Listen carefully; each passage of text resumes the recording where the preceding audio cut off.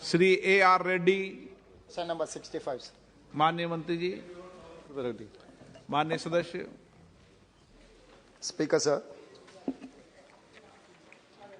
हम सब पता है और finance minister true follower of Narendra Modi ji, क्योंकि वो हमारे प्रदेश की है फाइनेंस मिनिस्टर।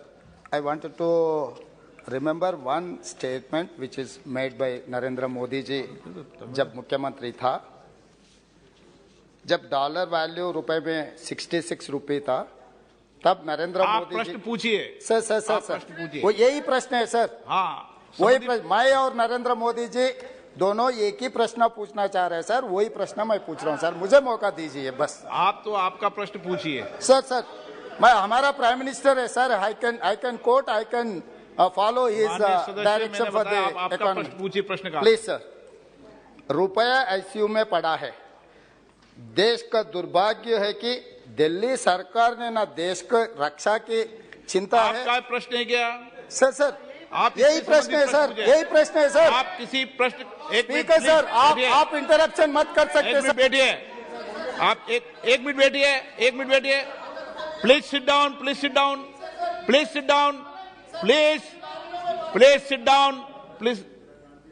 एक तो माननीय सदस्यगण, आप सदन के नेता हैं, सदस्यों को ये समझा दो, कभी स्पीकर पर टिप्पणी करके ये नहीं कहे कि आप इंटरफेरेंस नहीं कीजिए, ये मेरा अधिकार है। समझ गए ना आज की बात? मेरे पास अधिकार है। कभी नहीं होगा ऐसा। सुन लिए माननीय सदस्य, सबको बता रहा हूं। आप प्रश्न से पूछो, प्रश्न के संबंधित किसी प्रश्न काल में किसी के स्टेटमेंट को कोट करने की आवश्यकता, प्रश्न पूछो, जवाब माननीय मंत्री जी देंगे। हिंदी थोड़ा कमजोरी है। ना आप मुझे मौका दो। आपसे मौका मांग रहे हैं सर। हिंदी में बोले थे, इंग्लिश में भी नहीं बोले। मौका मांग रहे हैं सर। मौका मांगने का समय ऑन रिकॉर्ड है। मौका सर बोले। हाँ पूछो, आपका अधिकार है, सबको मौका देता हूं मैं। स्पीकर सर, मैं आपका मेंबर हूं, मुझे कुछ दिक्कत हो गए तो मुझे रक्षा करने का आपका पूरी रक्षा करेंगे, रिस्पॉन्सिबिलिटी है। पूरी रक्षा करेंगे। क्योंकि मैं छोटे गांव से चुनकर इतना दूर आया, आपके ऊपर बहुत उम्मीद लेकर आए हम, तो हमें रक्षा करना आपका जिम्मेदारी है सर। सर मैं ये कहना चाह रहा हूं सर, आज सरकार के चिंता ऐसा है कि इन लोगों का कुर्सी बचाने का चिंता है, ना रुपया गिरने का रोकने के लिए कोई चिंता नहीं है, कोई एक्शन प्लान लिए। जब 66 रुपीस में रूपी था, आईसीयू में चला गया। आज के तारीख में according to our finance minister reply 83 rupees 20 paisa. ICU से दो रास्ते हैं सर। एक रास्ता ठीक होकर घर पर आना, दूसरे रास्ता मार्चरी को जाना। तो ये 83 रुपीस 20 पैसा अगर रुपए का वैल्यू था डॉलर के, तो हम सीधा मार्चरी में चला जा रहा है। इसीलिए मैं ये पूछना चाह रहा हूं हमारे फाइनेंस मिनिस्टर से, अगर आईसीयू से घर लाने के लिए कोई एक्शन प्लान है क्या? वो उसके मेरा और नरेंद्र मोदी जी का एक ही सवाल है, कब घर पे लाएगा?